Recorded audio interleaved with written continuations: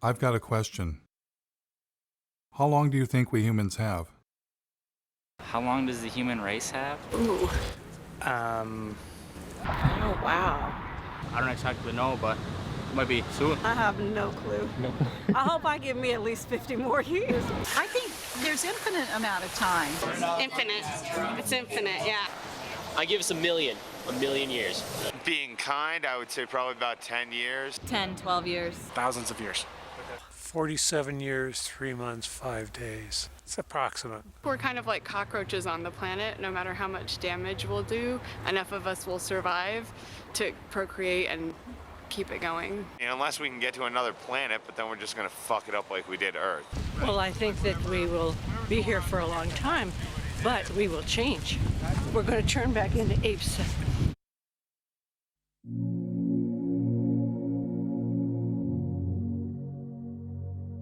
Have you ever wondered what would happen if a single species took over an entire planet?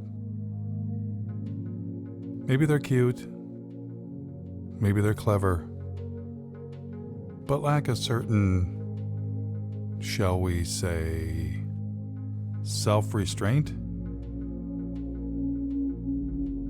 What if they go too far? What if they go way too far?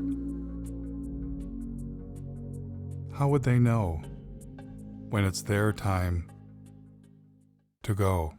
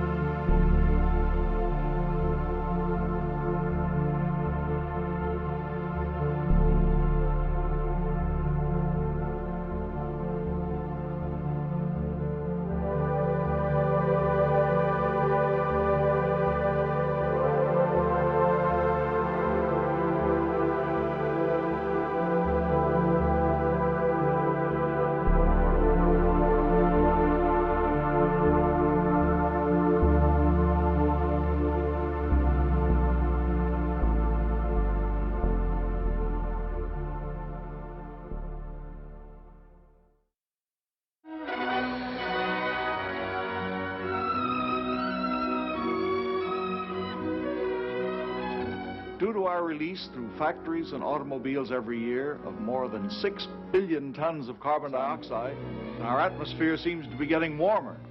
This is bad? Well, it's been calculated a few degrees rise in the Earth's temperature would melt the polar ice caps. And if this happens, an inland sea would fill a good portion of the Mississippi Valley. For in weather, we're not only dealing with forces of a far greater variety than even the atomic physicist encounters, but with life itself. That was 1958. We've known about the dangers of climate change for 6 decades. Back then, there was so much air pollution that would actually block out the sun.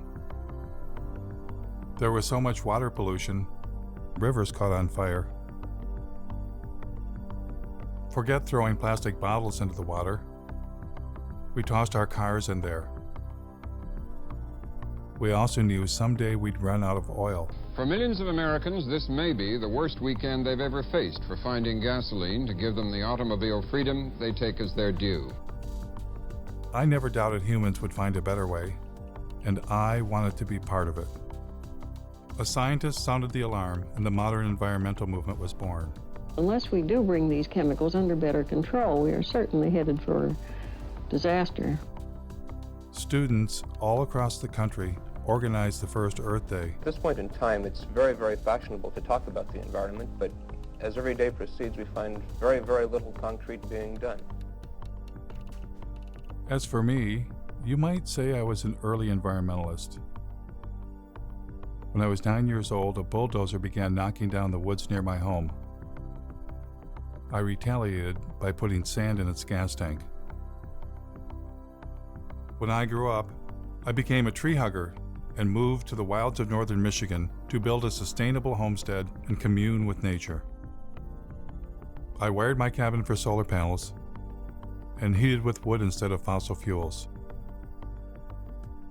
I wrote about sustainable living and environmental issues for the Mother Earth News and several news outlets. I traveled the country documenting invasive species, ecosystem collapse, and species threatened with extinction. I covered protests against destroying mountains for coal, and was once even confronted by the BP police.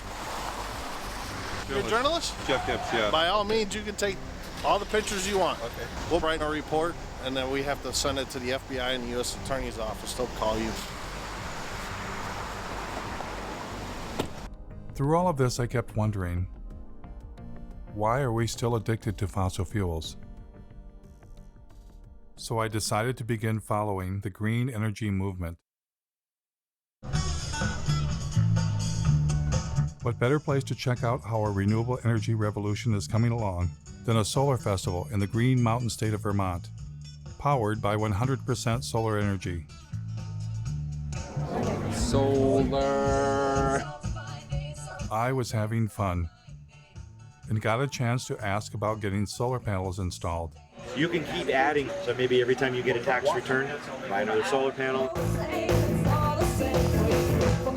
But then a little rain began to fall.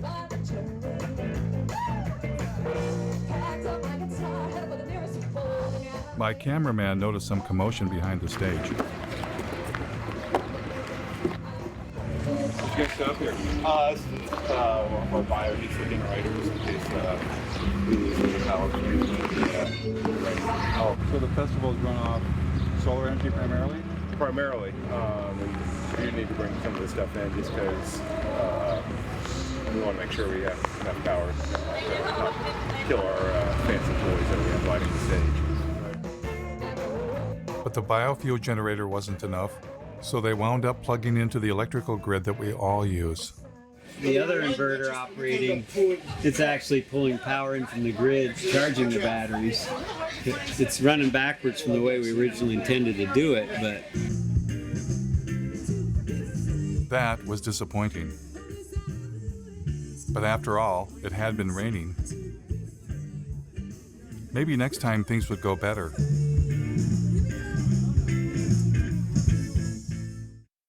Luckily for us, hope was on the way. It's been a long time coming, but tonight, change has come to America. Green activists across the country cheered when newly elected President Barack Obama rolled out $1 trillion stimulus package with nearly $100 billion for green energy. Green was finally ramping up, and everyone wanted to be part of it. President Obama brought in environmental activist Van Jones from the Apollo Alliance with shovel-ready projects. They've got to put up tens of thousands of wind farms. They've got to put up millions of solar panels. Former Vice President Al Gore, who had a few years earlier released an Oscar-winning film, shared his ideas with the president. We have the opportunity now to create jobs all across this country, in all 50 states, to repower America. Al Gore had already encouraged billionaire airline owner Sir Richard Branson to invest big time in green energy.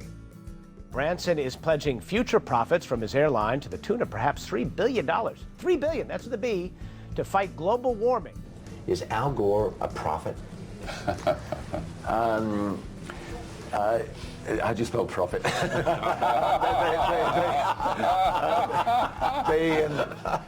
Investors came forward. Investor Vinod Khosla, known as the father of the clean tech revolution, has poured over $1 billion of his own money into some 50 energy startups. Major banks were eager to get involved. By 2020, we think renewables will require $395 billion on an annual basis. Robert F. Kennedy Jr. was both on the board of major environmental organizations and was leading a green energy investment group. We build wind farms, we build solar farms. Once you build our plant, it's free energy forever. The Sierra Club received $50 million from billionaire and former New York City Mayor Michael Bloomberg. Their mission, fight coal and promote clean energy. So with the mayor's gift, here's what will happen. We'll have a large and aggressive presence in 46 states. It's time for America to find a new energy path, one that takes us beyond coal. And then Bill McKibben, one of the nation's leading environmentalists and author of a breakthrough book called The End of Nature, formed an organization called 350.org with the mission of igniting a global climate movement. Can I show off my necktie for a minute? Because they made it for me yesterday. It's got that 350 on it because it's the most important number in the world. Things were looking up, and the green energy revolution was underway. Michigan had been hit hard by the Great Recession, and hundreds of millions of dollars in green stimulus money was arriving. Now, to do their part for the new green economy, General Motors introduced a new line of electric vehicles.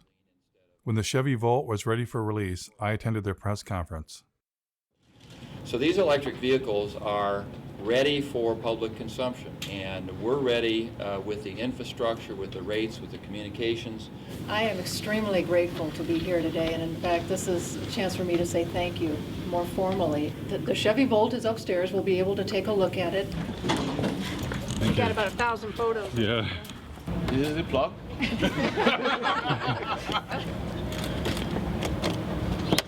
It's as simple as that. The batteries are in the trunk? No, the battery in this particular design is a T shape right down the center and across the back seat area. Because everybody thought we killed the electric vehicle. No, we didn't. It's alive and well. So what's charging the batteries right now? What's the source of Well, electricity? here, it's coming from the building. I mean, is it, what's their mix of power? Oh, actually, Lansing feeds the building. What's that? Lansing feeds power to the building. So I don't know. They're, I bet you they're a bit of coal. Well, they're heavy on natural gas, aren't they? right now the car's charging off of your grid. Right. It would be charging off our grid, which is about 95% coal. How long do you think it'll be before there's a solar and wind powered grid? Oh, golly. To suggest that all of the power used for these cars will be generated from wind and solar in the very near future would not be correct.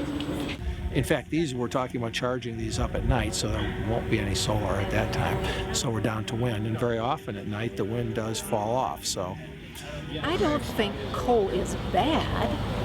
The what? A big battle. Mountain top removal. Oh, yeah. Yeah. It's got lovely BTUs. It's got lovely Very energy dense, value. yeah. How do you burn it more cleanly? I mean, do you see natural gas getting bashed? we will be delivering power based on natural gas very shortly. And even with that that mix, we intend to use biofuels if we can. The environmental groups are extremely supportive. We did install the state's largest solar array at my company, the Board of Water and Light. It's just down the street from here, a few miles, if you want to take a look at it. What outfit are you with? New World Media. We're doing a segment on the renewable energy. Oh, excuse me, I gotta go for a second, but thanks.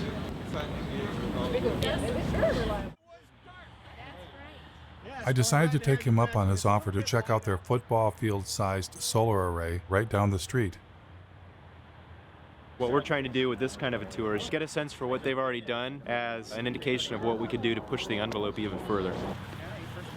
We took a hard look at wind and determined that, around here there's not any real good wind coming through all the time. That's what we liked about solar. You would get the power when you most needed it. Pass these around, look at them. They are pliable. made in Michigan. That was another good thing. Although the efficiency of these panels is only about just under 8%. If you happen to be NASA and you happen to own a rover running around Mars, they have very efficient panels. But we can't afford those at about $1 million a square inch. How many homes would this array provide electricity for? The standard answer that we tell everybody is we're providing enough to meet the peak requirements of 50 homes. However, for most of the people that look at it a little bit closer, we generate about 64,000 kilowatt hours a year. Our average customer uses about 6,000 kilowatt hours a year. 6,000 into 64 is just a little over 10. We can meet the energy requirements for 10 homes over a year.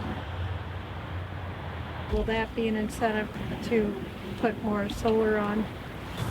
Well, if you wanted to make all of the energy required for the city of Lansing over a year, well, how about you'd have a solar array that was 3 miles by 5 miles. Right, but we're not going to do that. But I mean, what would? My friend from the Sierra Club wanted him to be more positive, but he was not interested. As a consequence of the big push for green energy, wind farms were rising around the nation, including near my home in northern Michigan. We've done coal and nuclear for years. We've been trying to get in more into the renewable side. These are the largest in Michigan. I think it's 482 foot total. How many yards of concrete? There's 800 yards of concrete in the base, right around 140 tons of re-steel. What are those blades made out of? That's all fiberglass and balsam. They're about 36,000 pounds apiece. This tower will weigh 800,000 pounds when we're done. Then the cell is 220,000 pounds, and the hub and rotor assembly is another 160. It's pretty substantial. They were impressive machines. But is it possible for machines made by industrial civilization to save us from industrial civilization?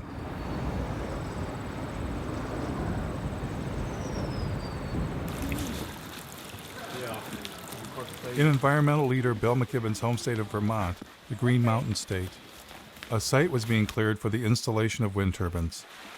A group of citizens was concerned about how the construction might affect the mountains they love.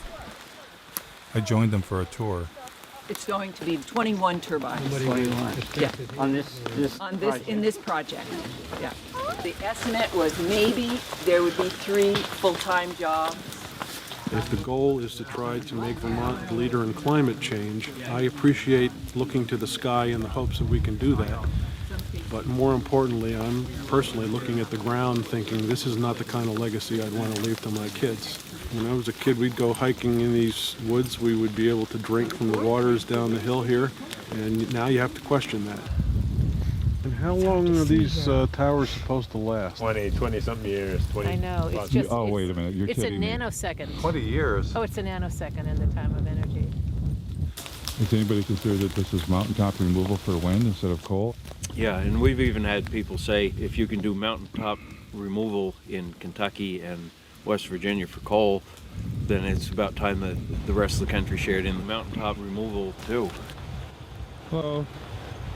I think they're going to tell us to move in. The thing is you've got to have a fossil fuel power plant backing it up and idling 100% of the time.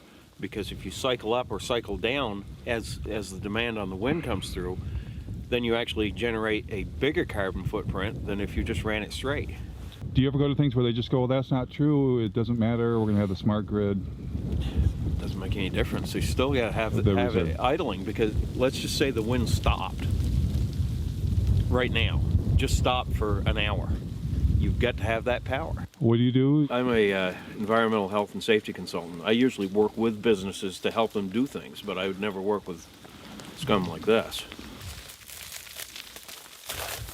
You didn't get me on camera doing this, did you? Not being judgmental or trying to play God, but we've got to deal with population growth and sustainable resources. We've all got to cut back. All this energy is supposedly going to heat a water park. We can find unique and different ways to waste energy. This is not a Vermont company. I mean, Green Mountain Power will be bought out by Gas Metro, and Gas Metro is owned by Enbridge, as I understand it, which is a big company resource company in Canada which is exploiting the tar sands that wants to build the XL pipeline. See, they're all in bed together. And it's still we don't know the whole story. Have you asked Mr. McKibben to come see this? He thinks anything renewable is good. Yeah. So that's what I've heard people say. This is...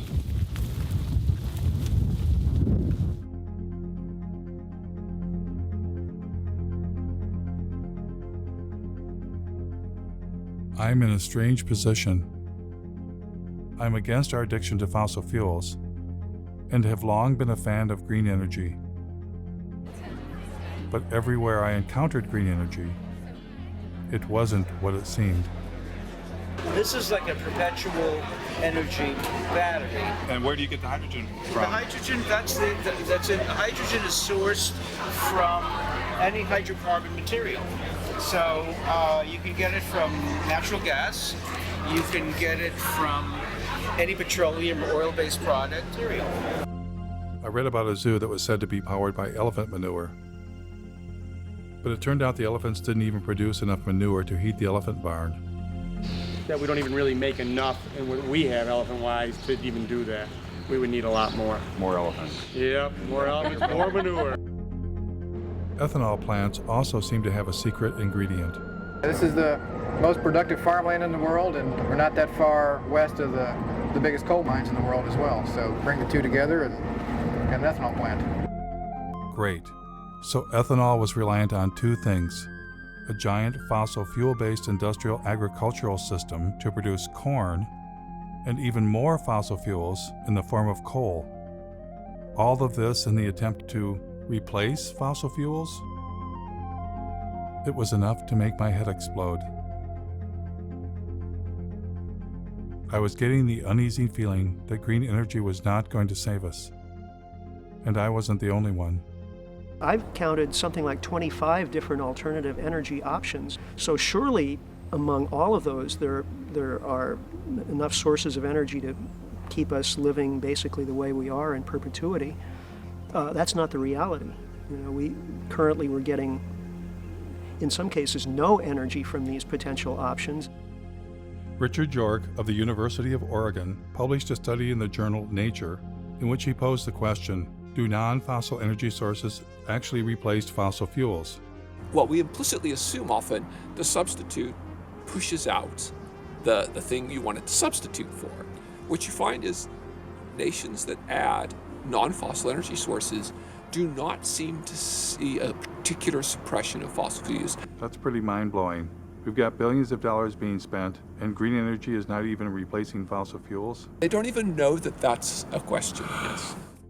The story that we're in right now is, okay, we're in ecological hot water, but there are technological fixes. And if we're just creative enough, if we're just ingenious enough, and if we just work hard enough, we will triumph. Seeking technological fixes one after another is simply going to lead us to another level of catastrophe sooner rather than later. We want to believe that these things are going to be available for us. So if we get a little worried and somebody comes up with a new thingy and promises that, this will do it for us, we want to believe.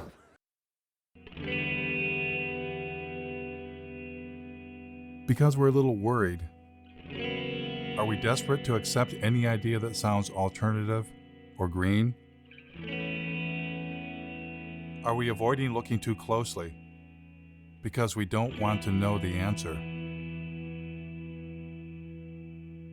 Ozzie Zenner, a visiting scholar at UC Berkeley and Northwestern University, was asking some of the same questions. I mean, I thought that solar and wind were probably very good solutions. I mean, it wasn't really even that long ago. One of the most dangerous things right now is the illusion that alternative technologies like wind and solar are somehow different from fossil fuels. Well, I hear a lot of times that solar cells are made out of sand. Have you ever thought about solar panels? The main ingredient that makes them work is silicon or sand. This is the raw material chips are made of, sand. They don't use sand at all. So they use, I'll show you what they... So this is one of the ingredients. It's actually mined quartz.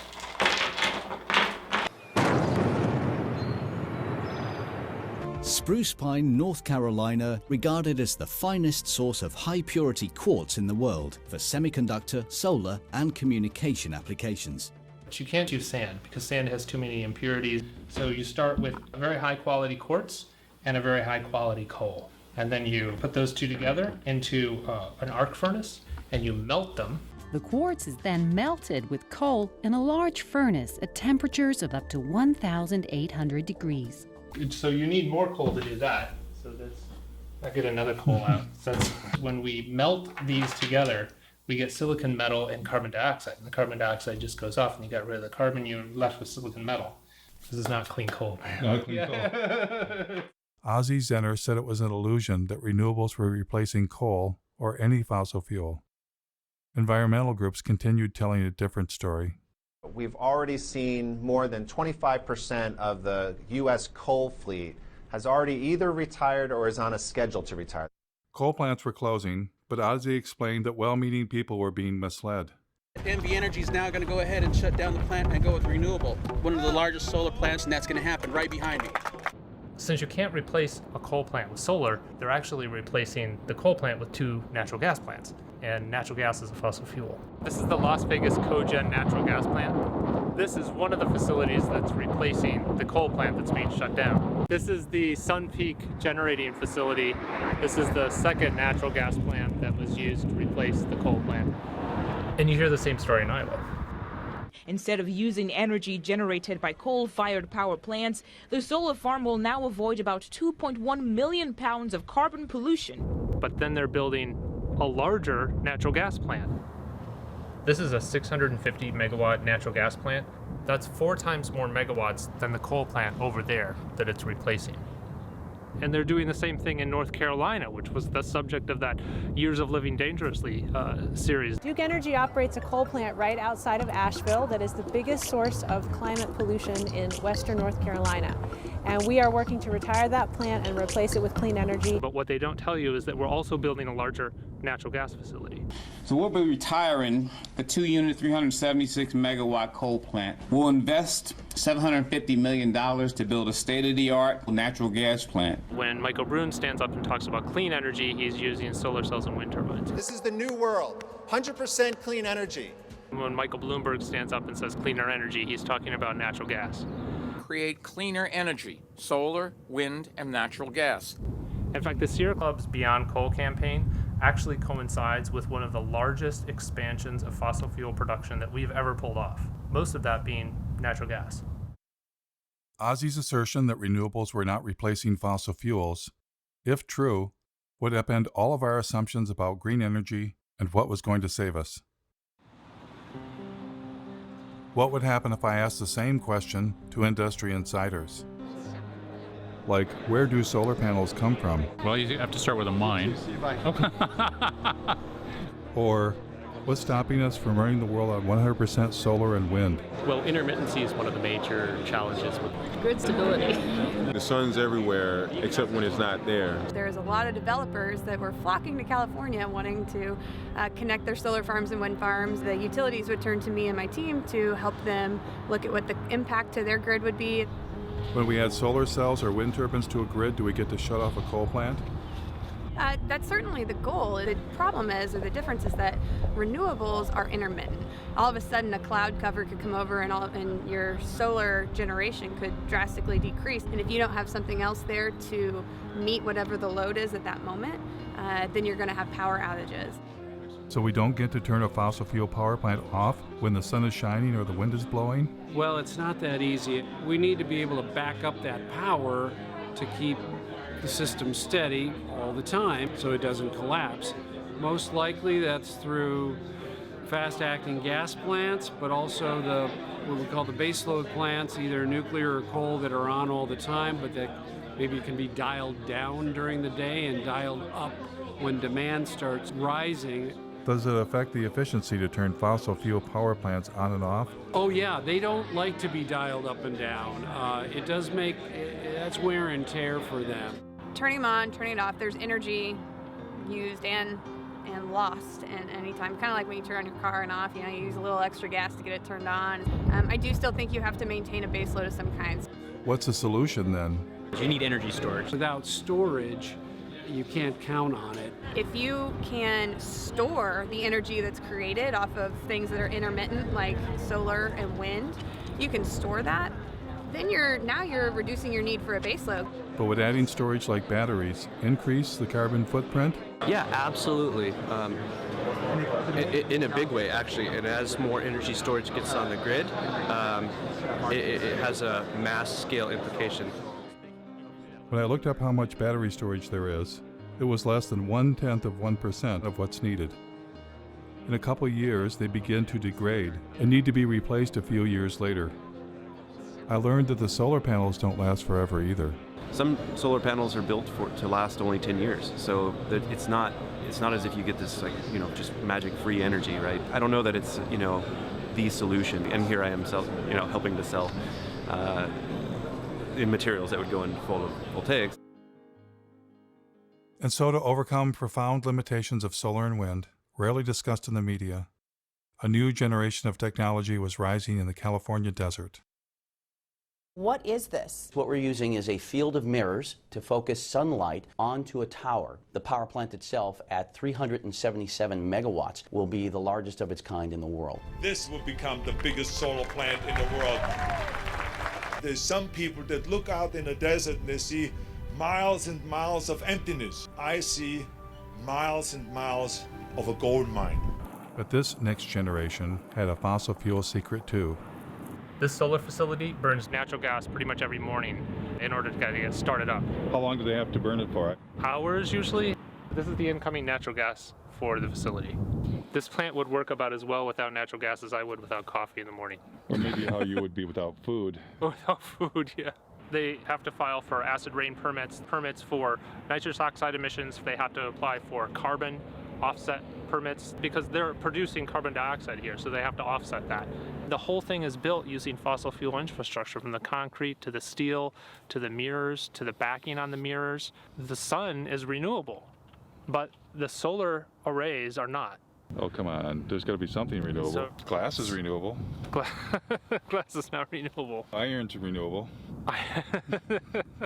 Aluminum, that's renewable. I recycle my pop soda cans. I know it's renewable. Yeah, the problem with all of these materials is that it takes an incredible amount of energy to mine and process all of the materials that go into building something like this. You use more fossil fuels to do this than you're getting benefit from it. You would have been better off just burning the fossil fuels in the first place instead of playing pretend. That green energy has nothing to do with fossil fuels is apparently a story only meant for you and me. Here is Robert F. Kennedy Jr. speaking to oil and gas company insiders. It's a combination solar gas plant. It's a turbine that we just take from a gas plant, suspended from a big scaffolding, a tower, and surrounded by giant mirrors in the desert. The plants that we're building, the wind plants and the solar plants, are gas plants. What kind of game is being played here?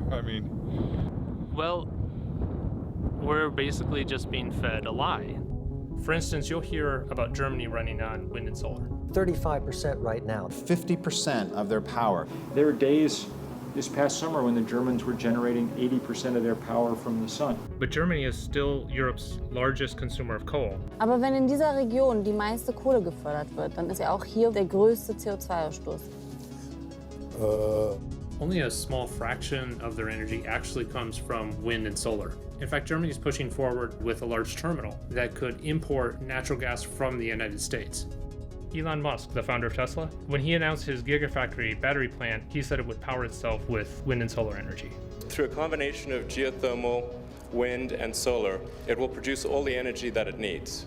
But in fact, it has lines connecting it to the same electrical grid that we're all connected to.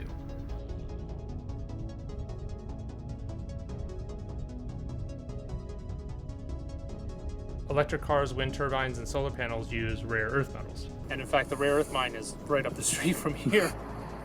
In mining these deep deposits, about 90% of what they pull up out of the ground contains uranium, thorium, and low level of other radionuclides. Radioactive waste that has to be disposed of somehow. They kind of turn into a paste and spread it over the desert floor. Well, that's good for the desert, right? Yeah, the desert loves that. Tesla's electric cars are built with aluminum, which uses 8 times more energy to manufacture than steel. They use lithium, which also rely on toxic mining. And even more graphite, which is one of the rarest forms of carbon. In fact, the investors wanted to open several new graphite mines after Tesla announced the Gigafactory. Apple claims to be 100% renewable. We never stop thinking about what's best for the planet. We now run Apple on 100% renewable energy. All of our facilities worldwide. And they did chop down a forest to put up solar panels near their North Carolina plant. But they didn't disconnect from the grid, and they can't. Duke says energy-hungry companies like Apple can never go entirely off the grid. They're still hooked up to our grid. Despite all of the claims, I haven't found a single entity anywhere in the world that's running on 100% solar and wind alone. It turns out, you don't just need fossil fuels to run a place like Ivanpah. You need the devil himself. Or in this case, themselves. All of the mirrors that you see there are built by the Koch brothers, Guardian Glass Industry, a company that they control. Koch Carbon creates a lot of the inputs that are used to create the cement and the concrete and the steel. And not only that, they build the plants that builds polysilicon for solar cells. They have actually their own solar line called Solar Molex. From every step of the process, the Koch brothers are there. But they're the evil doers. Yeah, the funny part is that when you criticize solar plants like this, you're accused of working for the Koch brothers. That's the idiocy in all of this. This absolutely cannot extend civilization's life. This relies on the most toxic and industrial processes that we've ever created.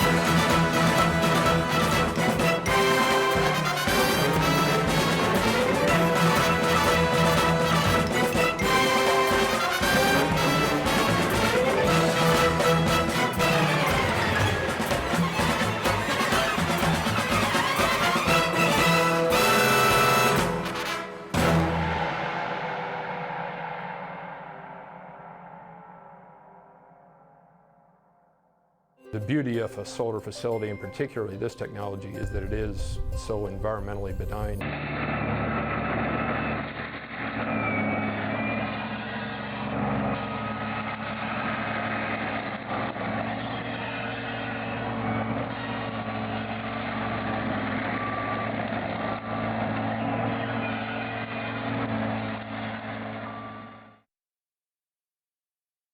I too had once thought deserts could be sacrifice zones.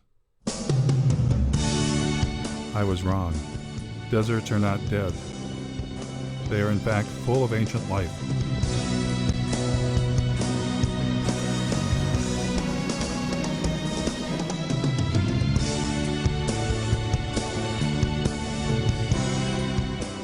In the desert, the Joshua tree stands, waiting, waiting for the giant ground sloths and the mammoths that shall never return. The Joshua tree depended on the giant mammals to reach up high and eat their seeds, and thus disperse the Joshua tree. But now, stranded in time and space, the Joshua tree awaits a new fate, to be sacrificed in the name of progress. Joshua trees are torn down to make way for solar projects. 23ABC's Cassie Carlisle travels to the Mojave Desert to talk to neighbors. They're not your usual tree, more like something from fiction, but these Joshuas are causing quite an uproar. No, it makes me sick. They're clearing them off, killing them real quick, and now they're grinding them up, getting rid of all the evidence.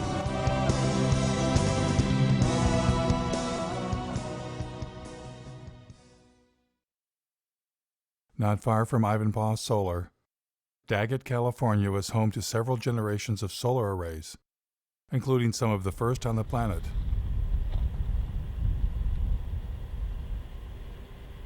Ozzy and I thought we would take a trip to see where it all began.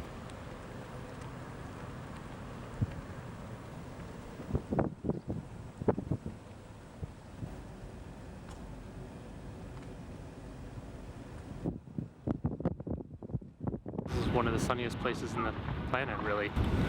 This the center of the solar industry. And they've been building and dismantling and building arrays here for about 40 years.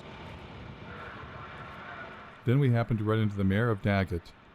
I know the solar plants out there. My husband, back in, I'd say 83, 84, they worked out there building that solar plant out there. Yeah, the SEGs. And everybody here worked. How is that held up? Is it the job still here? No, jobs went bye-bye. They have their normal people that run the plant operators and stuff like that, the big wigs, you know, they have that. Where that energy's going, I don't know. Were you originally optimistic that solar would bring more jobs in the development with people? We really did. A lot of things come into this town, they come and go. They go really fast. Did you see this? Then Ozzy and I discovered that the giant solar arrays had been razed to the ground.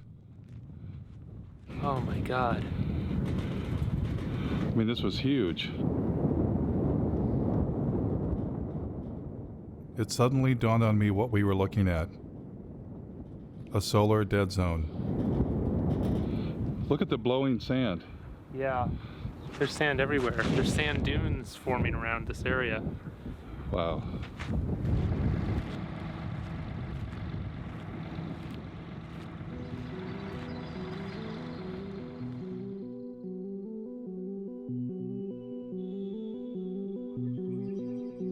So after all the mining, the fossil fuels, the toxins, the environmental destruction, here's what happens next.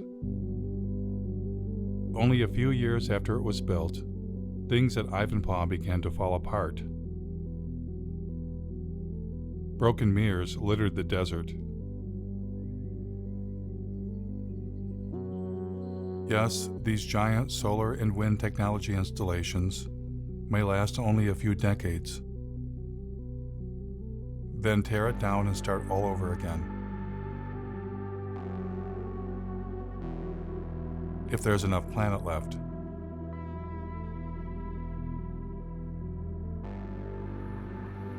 It was becoming clear that what we have been calling green, renewable energy and industrial civilization are one and the same. Desperate measures not to save the planet, but to save our way of life. Desperate measures rather than face the reality. Humans are experiencing the planet's limits all at once. Every different perspective I look at and imagine, well, we could do more of this or go to a larger area or use more of that. Well, it turns out there isn't more. I looked at marine production and fish production and found that peaked 20 years ago. More and more of what we eat is from fish farming. The current acres of actively farmed land, that is peaked also.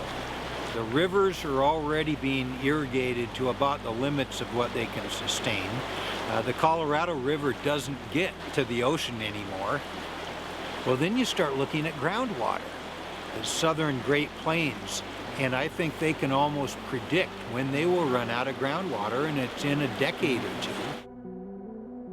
A human vulnerability at the global scale, that any one of them we could maybe compartmentalize, but we're seeing them propagating across topic after topic of society and the Earth system. And I don't think the people in charge are near nervous enough.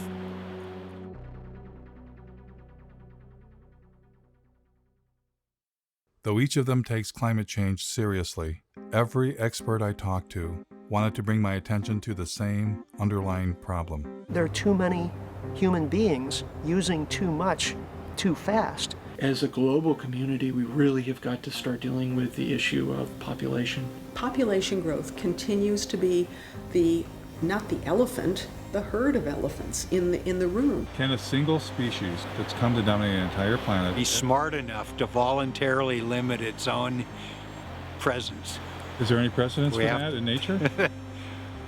Wow. We have to have our abilities to consume reined in, because we're not good at reining them in if there are seemingly unrestrained resources. Species hit the population wall a lot and then they crash. I mean, that's a common story in biology. If that happens to us, in a way, it's the natural order of things. And I don't think we're going to find a way out of this one. I don't. As a scientist, what leads you to that conclusion? Well, because right now, a large percentage of that number is supported by industrial agriculture, which is heavily subsidized by oil, and it's not sustainable. And and there's no going back. Without seeing some sort of major die-off in population, there's no turning back. What's the thing that nobody ever asked you that you want? Nobody's ever asked me if I'm scared. Yeah. And I am. I actually am scared. I lose sleep over all of this.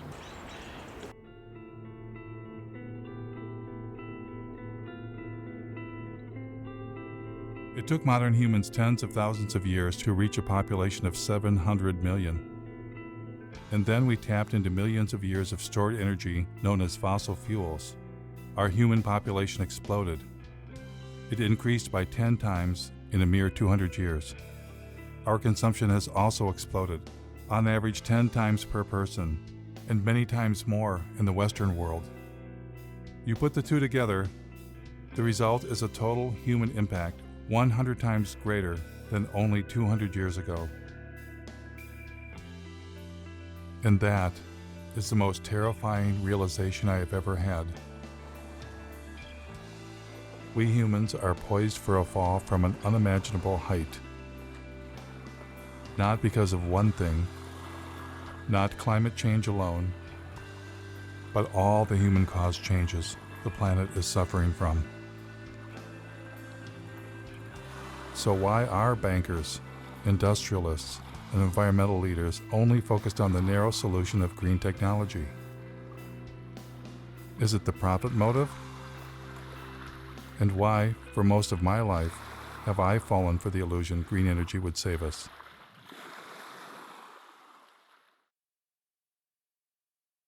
Clearly, to answer this question, I needed professional help. Keep my stuff, but that ever. No. I'd never heard. I'll just be honest with you about my dilemma. You can be my, clinical, social, psycho. It's like the right has religion, and they have a belief in infinite fossil fuels. Our side says, oh, it's going to be okay. We're going to have solar panels. We're going to have wind towers. As soon as I heard you talk about our denial of death, I'm like, could that be it? Could it be that we can't face our own mortality? Could we have a religion that we're unaware of? Absolutely. I think you've hit the proverbial nail on the head. What just differentiates people from all other forms of life is that, we're not only here, but that we know that we're here. If you know that you're here, then you recognize even dimly that you'll not be here someday. And on top of that, we don't like that we're animals. So we don't like that we're going to die someday. And we don't like that you could walk outside and get hit by a fucking meteor.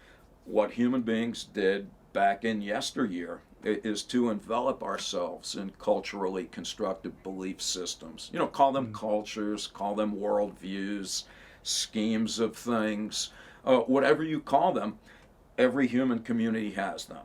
Every culture has an account of the origin of the universe. Every culture has a prescription for how you're supposed to behave while you're here. And every culture offers its denizens hope of immortality, either literally or symbolically. Then the question is, well, what happens when you bump into people who don't share those beliefs? Whether you know it or not, whether you like it or not, that's undermining the confidence with which you subscribe to your own views and exposing you to the very anxiety that those beliefs were constructed to eradicate in the first place. If we're to make progress, whatever that word means, or even to persist as a form of life, we're going to need to radically overhaul our basic conception of who and what we are and what it is that we value.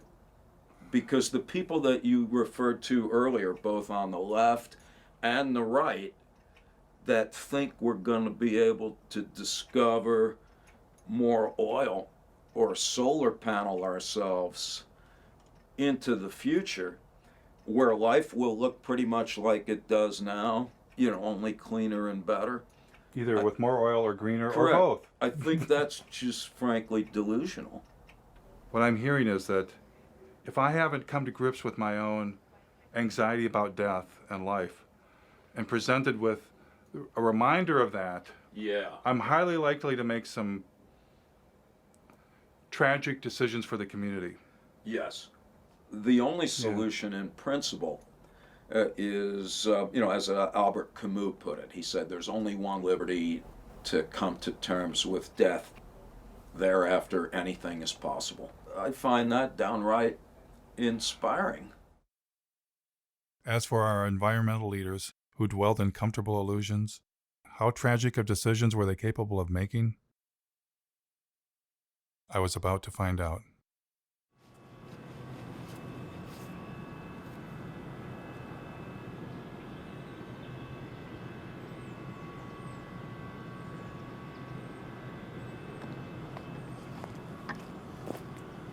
They claim they're just using forest residues, but actually a great deal of what the McNeil facility and lots of biomass facilities burn is whole trees. And as you can see by this pile that's stacked right outside of the facility, these are trees.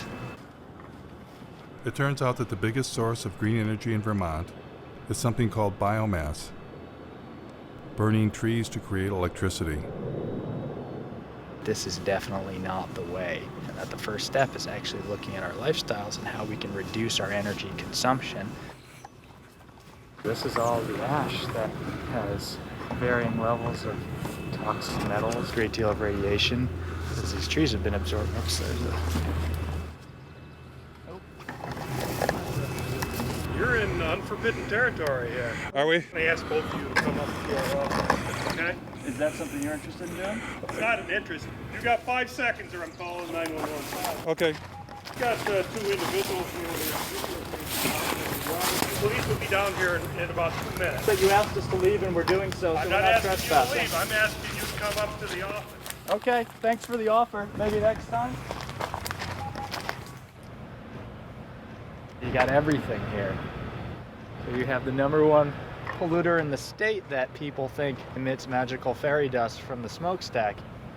The reality is what you have is a facility that burns 400,000 green tons a year of trees. This facility burns 30 cords of wood per hour. That's a hell of a lot of wood. And on top of that, it actually burns natural gas as well. And to think you would have to have 10 of these to replace one average coal-fired power plant. It's just not going to work. It's just nuts.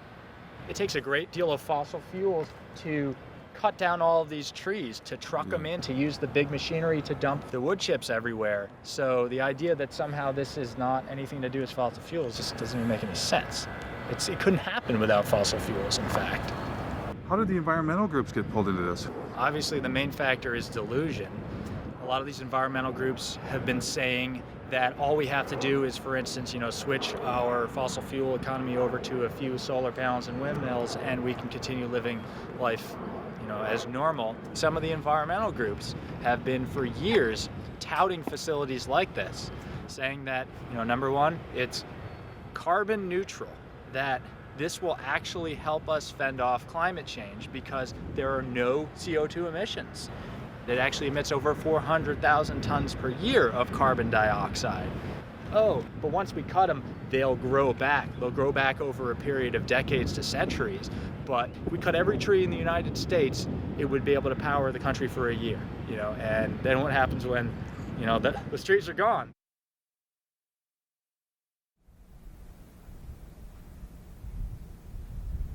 I discovered biomass plants were not even always biomass plants.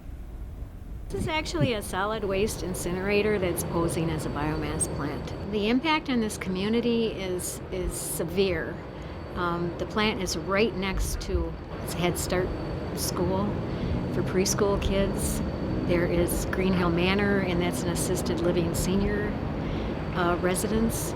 And there's also a Catholic elementary school right next door.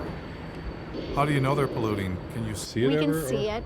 The snow at the elementary school and at the preschool is covered with black, some kind of black soot. We just had it analyzed and it came back as mostly tire chips.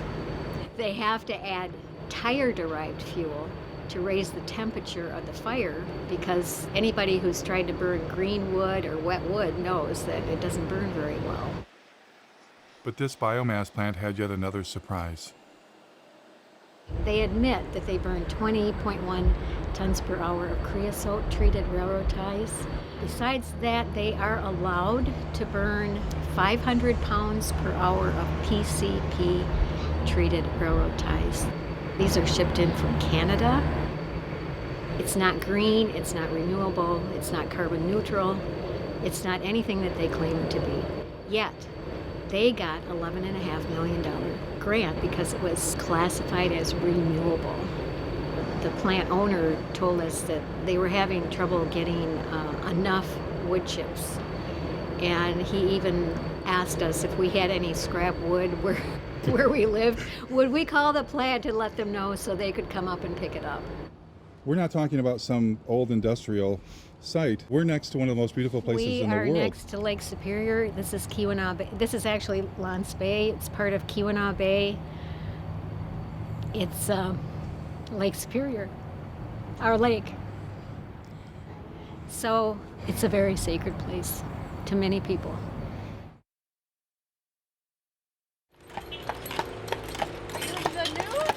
No, there's supposed to be a climate change rally.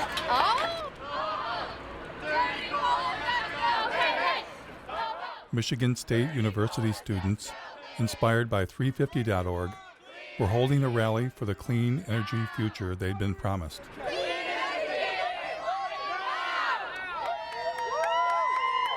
Imagine when I found out that it is the largest on-campus coal plant in the nation. The goal is to get the whole world moving beyond fossil fuels. Who wants to do a 350 sign on the steps of the... But it turned out Michigan State had a form of green energy in mind the students did not support. The university contracted with a energy contracting company. They put together like a modeling tool.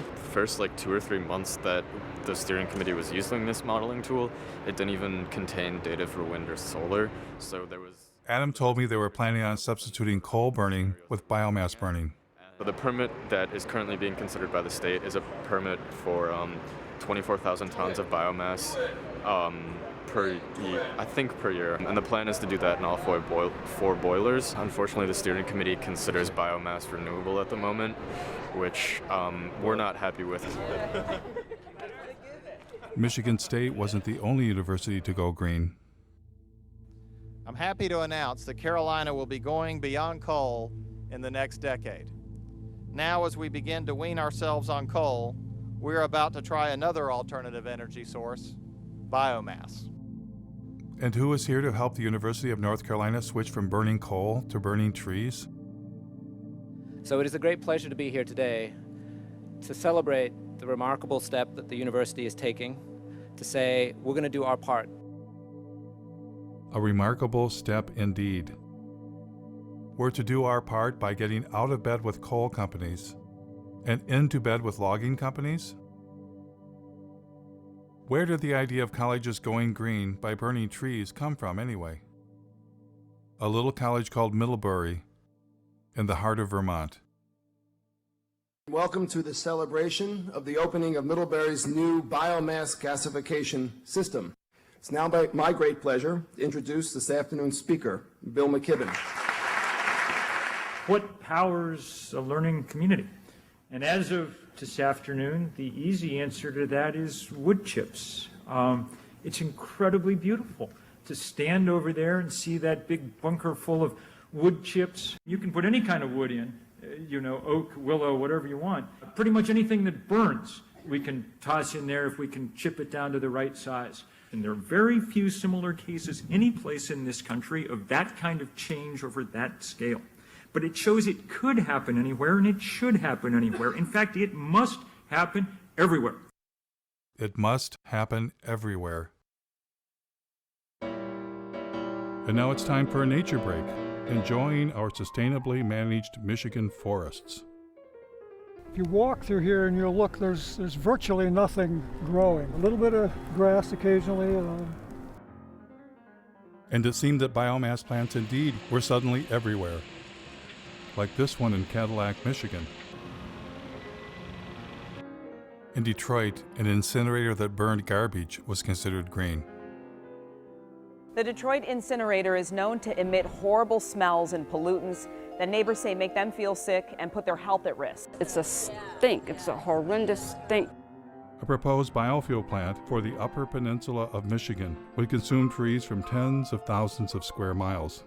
In order to create 40 million gallons of ethanol, they were going to have to use up over 1 million tons of green wood. We pointed out that they were going to be using more natural gas than they were going to be creating ethanol to displace the natural gas. If you continue to do this, you're going to be fertilizing the forest. Fertilizing the forest with fossil fuels. Fossil fuel-based fertilizers. Made from natural gas. Yeah. Then came a ballot proposal backed by Bill McKibben and nearly every major environmental group, requiring Michigan to get 25% of its electricity from renewable sources by the year 2025. This year, Michigan voters have a choice. Keep burning dirty coal and oil, or move Michigan to clean, renewable energy like wind and solar. Vote yes on Proposal 3. Surprisingly, Proposal 3, also known as 25 by 25, was the brainchild of an organization that was 100% biofuels and biomass. Allowing America's farms, ranches, and forest lands to be active participants in contributing to America's energy future. These are the biomass and biofuel plants across the U.S.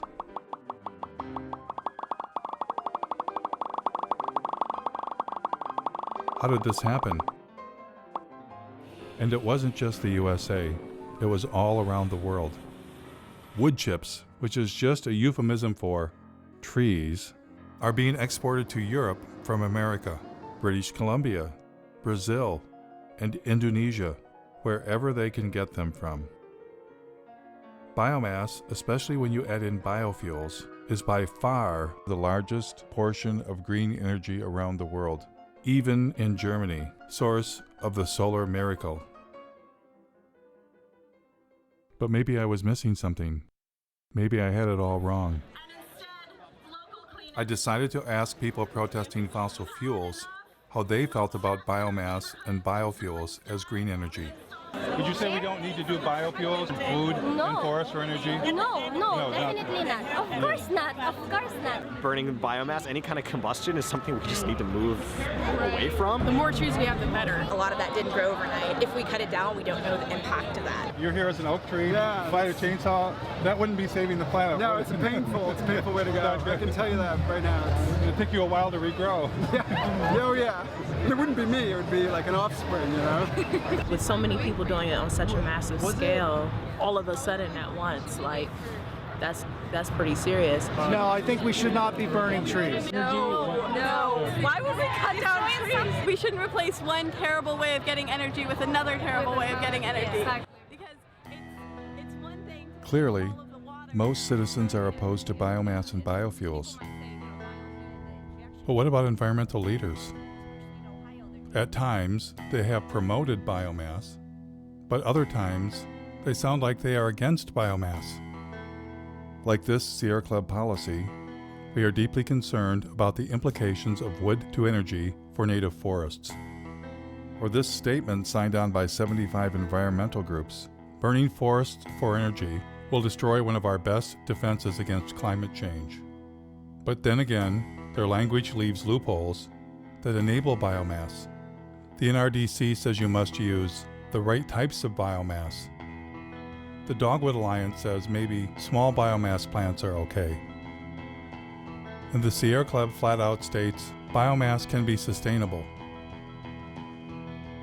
Which side are they really on? I thought for sure with the camera rolling, environmental leaders would speak for the trees.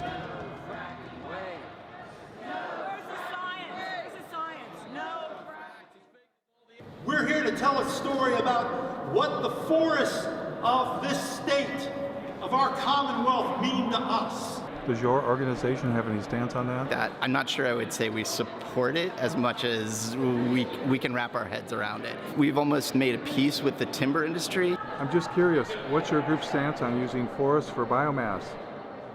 Biomass is renewable, biomass is sustainable. And I'm with Clean Water Action. We don't really have a stand on it. If the director of the Sierra Club was here, she'd be able to talk your ear off about it. I'm the director for the Sierra Club in Pennsylvania. Does the Sierra Club support or not support biomass? I'm not totally prepared to talk about our policy on biomass today. Our position is somewhat nuanced, so I just want to be, careful not to. So you're with 350? I am. Does 350 have a position on biomass? Because I'm kind of actually... I can't really speak for 350. Do you personally have an opinion about whether we should be burning trees for green energy? No, I don't have an opinion on that. I like a fire. One of my biggest concerns as an environmentalist is that we're starting to burn trees. So there are tree burning power plants. Are you aware of the problems with biomass or biofuels? Yeah, I'm not as aware of that as I could be or should be. Jeff Gibbs, working on a documentary in Michigan, where I live, where I'm from. There's large plants that burn trees for energy, and pretty much whole trees chipped up. Do you have a thought about whether that should be part of green energy or not? Well, the great thing about green energy is you don't have to pick a favorite. Jeff Gibbs. Oh, hello. My biggest concern is that in Germany, for instance, they're moving towards solar and wind, but 60% of their actual energy is coming from biomass. 60% of what's considered renewable energy. Burning trees for energy? I don't know the details out of Germany. What Germany's really doing is a lot of sun and wind. I mean, that's really powerful to see. But I'd like to see us come out against any burning of trees for clean energy. Would you? Although I confess I stoke my wood stove almost every night of the winter, so I'm not the right person. But designating green energy for power plants. Yeah. I don't know. It's not what today's about. We're on the... But if we're burning trees instead of fossil fuels... From Taiwan. Oh, good. And we're wondering that what role do you want to play in this market? I think the biomass question is a non-starter.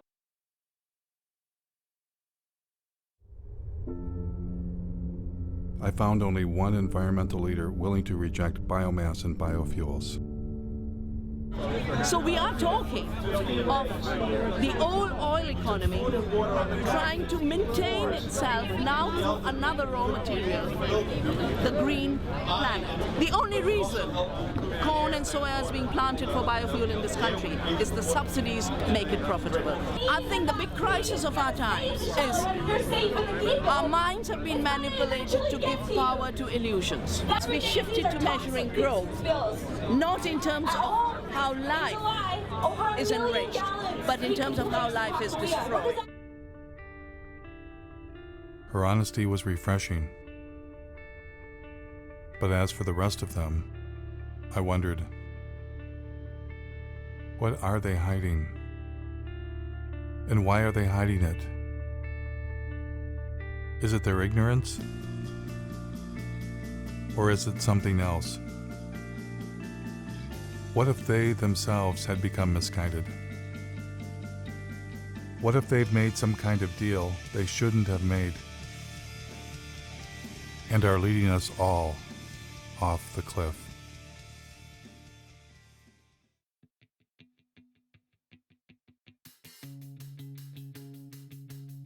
It was long past time for me to come to grips with the other elephant in the living room, the profit motive. The only reason we've been force-fed the story climate change plus renewables equals worse saved is because billionaires, bankers, and corporations profit from it. And the reason we're not talking about overpopulation, consumption, and the suicide of economic growth is that would be bad for business, especially the cancerous form of capitalism that rules the world, now hiding under a cover of green. Today, Bloomberg Philanthropies is making, I'm happy to announce, a new investment of $30 million in the Beyond Coal campaign. We have more. I'm glad to say that more than a dozen additional funders have committed to match that $30 million. And who were these new partners? One of them was Jeremy Grantham, billionaire, world's leading timber investment advisor. They were not investing in trees to turn them into nature preserves, which might answer another riddle. Why is this name redacted on the Sierra Club's tax return? Would they be embarrassed to take $3 million from a man who made his living selling the forests of the world? Bloomberg bringing a timber investment billionaire to the party was no coincidence. Bloomberg sponsored a UN climate session to discuss ramping up biomass and biofuels around the world. Billionaires were in love with the idea of turning what was left of nature into green profits. Remember when Al Gore had gotten Richard Branson to invest billions into saving the planet? Richard Branson, founder of Virgin Atlantic, powered a Boeing 747 from London to Amsterdam on a coconut oil mixture to highlight the potential of this amazing oil as a clean energy biofuel. Branson had actually invested in biofuels. He was attempting to replace the jet fuel damaging the planet with biofuels that required the consumption of the living planet. And it was game on for the airline industry. Dozens of researchers from all over the Northwest gathered in Missoula the past 2 days to explore the idea of converting the region's massive reserves of wood into jet fuel, especially with the demand for aircraft fuel expected to grow by 1 billion gallons in the Northwest alone. United Airlines will buy a $30 million stake in biofuel company Fulcrum Bioenergy. The airline used 3.9 billion gallons of fuel last year. What technology was Silicon Valley billionaire Vinod Khosla hoping to profit from? Nature takes 1 million years to produce our crude oil. Kior can produce it in seconds. The company took over this old paper mill where logs are picked up by a giant claw, dropped into a shredder, and pulverized into wood chips. Clean gasoline. Green gasoline. There must be a downside. There is no downside. The bank that crashed the economy, ruined millions of lives, and has our tentacles on the levers of power. What would their favorite form of green energy be? One of the very interesting markets that we deal with is Brazil. It's unlike any other market in that today, alternative energy isn't really alternative energy. It's so much a part of the fabric of the society. The country began to utilize its vast resources of sugarcane to produce ethanol. There was a man from Goldman Sachs who was particularly in love with turning forests into profits. Has everybody got enough coffee? You might want to get some more. Meet David Blood, former CEO of asset management for Goldman Sachs. How much money did Mr. Blood believe should be invested in green energy? A natural alignment for something in the order of $40 to $50 trillion worth of capital. $40 to $50 trillion. And who was going to help the man from Goldman Sachs? Help him raise that astronomical amount of money? A gentleman some of you may recognize and know, Bill McKibben. It's entirely dependent on what kind of political will we can muster. And if we do not get this done very fast, then we're not going to get it done. And so Bill McKibben went forth to generate the political will for trillions of dollars in green investments. Our next guest has been called our nation's leading environmentalist. And you are, in some sense, the grand poobah of the environmental movement. My guest tonight is on a global crusade. On a global crusade for what? Commit to divesting from fossil fuels. We can't justify investing our money in companies that are basically running Genesis backward. So when you divest from fossil fuels and invest in green funds, what are you investing in? I took a deep dive into Securities and Exchange Commission filings to find out. For instance, in the Green Century funds, recommended by 350.org and Bill McKibben, I found less than 1% solar and wind, and 99% things like mining,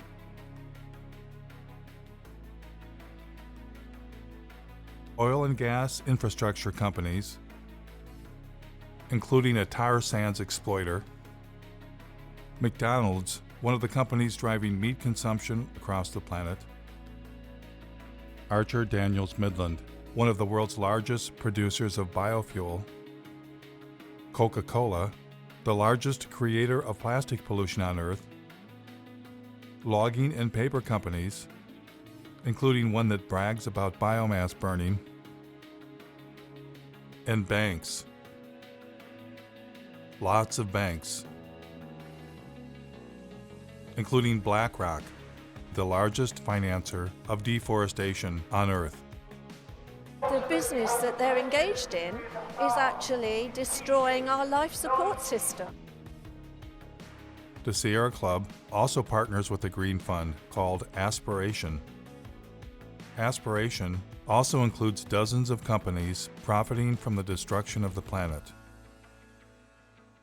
including Chevron, ExxonMobil, Chesapeake Energy. In order to maximize the production potential of the well, the shale formation will be hydraulically fractured. The Russian gas giant Gazprom. Gazprom owns the world's largest explored gas reserves, 36 trillion cubic meters. And in perhaps the most bizarre twist of all, the Sierra Club's Green Fund's biggest holding is Enviva, the world's largest consumer of forests, to be incinerated in green energy biomass plants.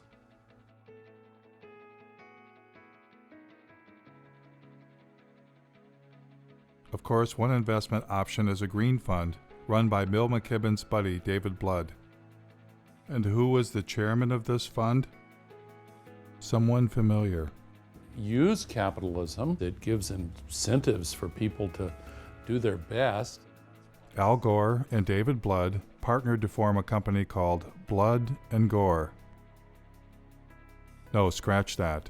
Generation Investment Management.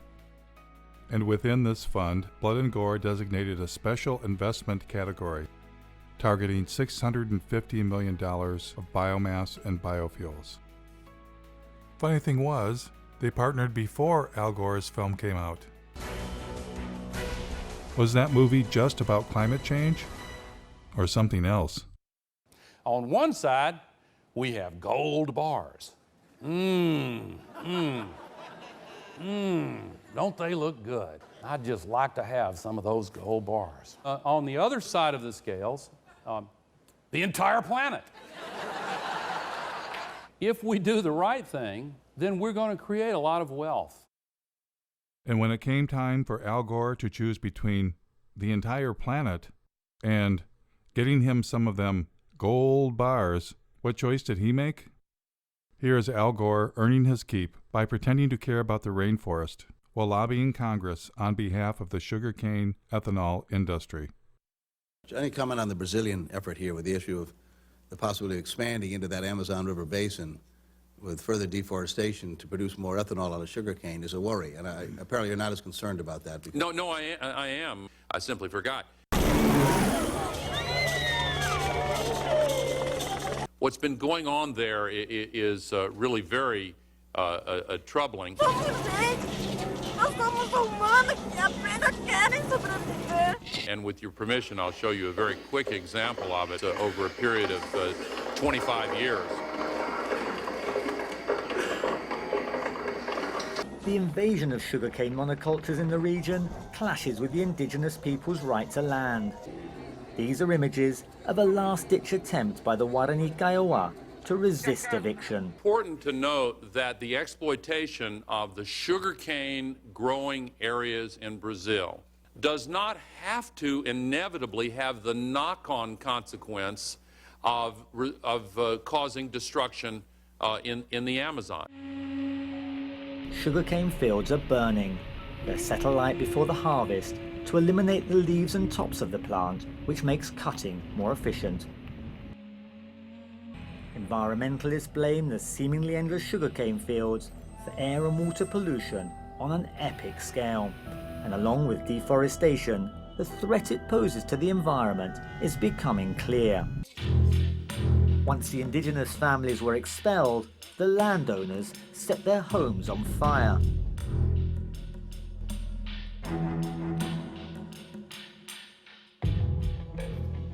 Is there anything too terrible to qualify as green energy? Thank you very much, Secretary Mabus and the US Navy for once again inviting me to speak with you today. The Navy's work to help launch this new fuels industry is invaluable. The U.S. Navy has a special message this year. It is time to turn green. Joining the vessels is what the U.S. Navy calls its Great Green Fleet of warships powered by fuel from renewable sources like algae, grass, and animal fat. Animal fat.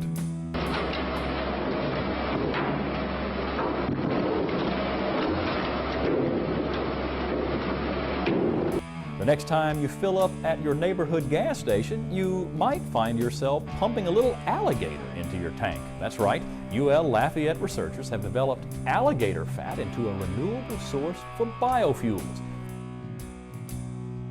And once we run through the animals, what's next? GE, who brings you nuclear energy and wind turbines, is ready with a plan.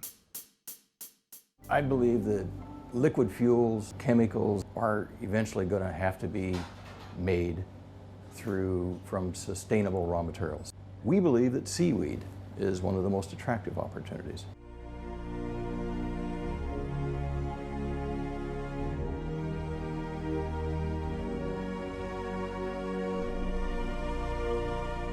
Better hurry. 1 year after it was filmed, the seaweed forest was dead.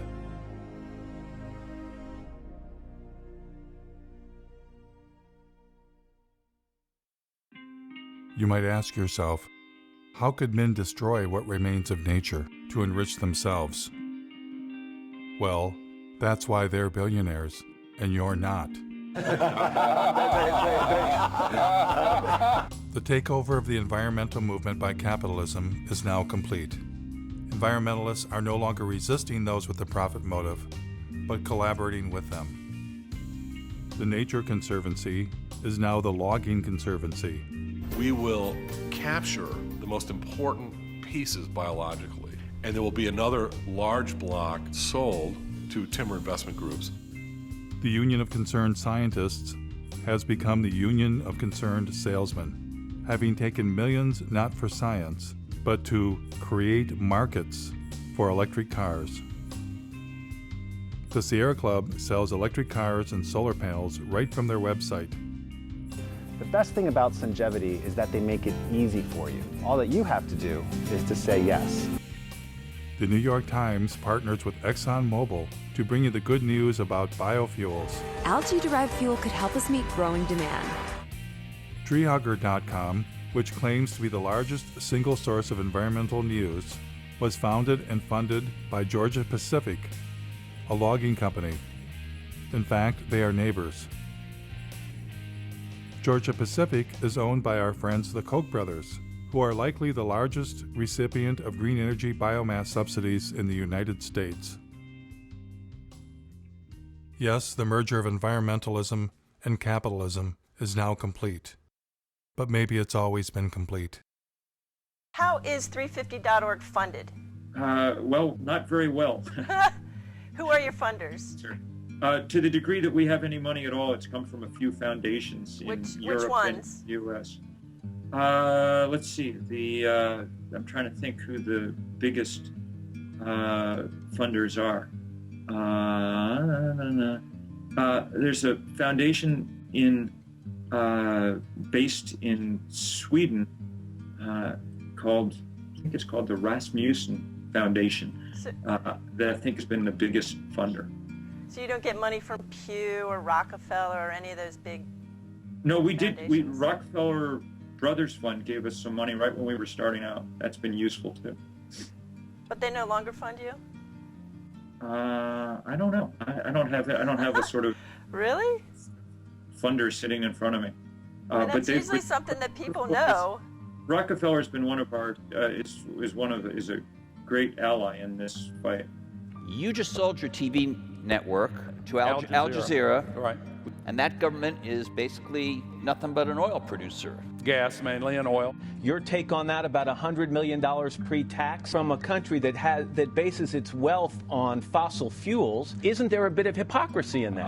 Well, I get the criticism. I just disagree with it. I'm proud of the transaction. You couldn't find for your business a more sustainable choice. What is not sustainable about it? Because it is backed by fossil fuel money. I get it. I get it. And so, if you got yourself an environmental movement and environmental leaders, why not buy the holy day itself? Happy Earth Day!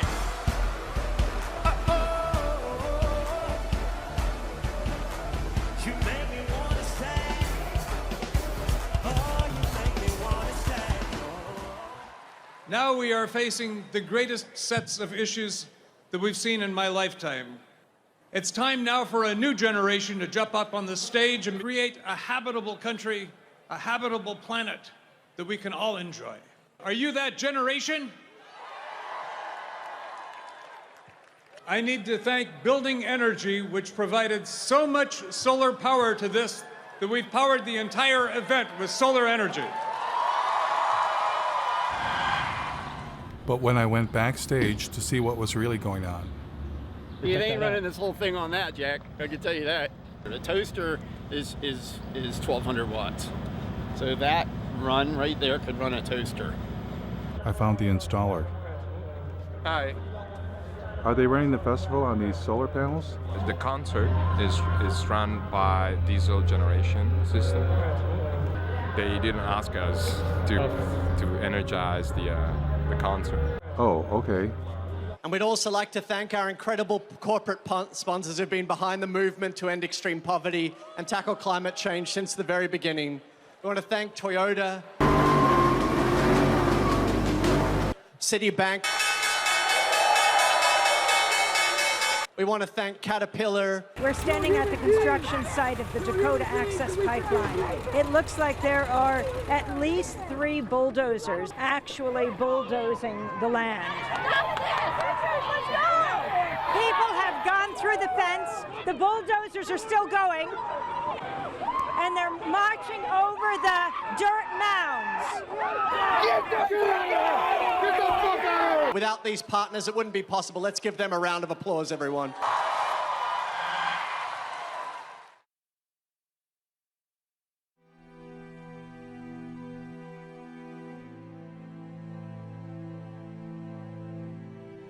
Now, I know this all might seem overwhelming. It's the kind of thing that we normally don't try and think about. But by not thinking about it, it stands a good chance of doing us in. I truly believe that the path to change comes from awareness. That awareness alone can begin to create the transformation. There is a way out of this. We humans must accept that infinite growth on a finite planet is suicide. We must accept that our human presence is already far beyond sustainability and all that that implies. We must take control of our environmental movement and our future from billionaires and their permanent war on planet Earth. They are not our friends. Less must be the new more. And instead of climate change, we must at long last accept that it's not the carbon dioxide molecule destroying the planet. It's us. It's not one thing, but everything we humans are doing. A human-caused apocalypse. If we get ourselves under control, all things are possible. And if we don't,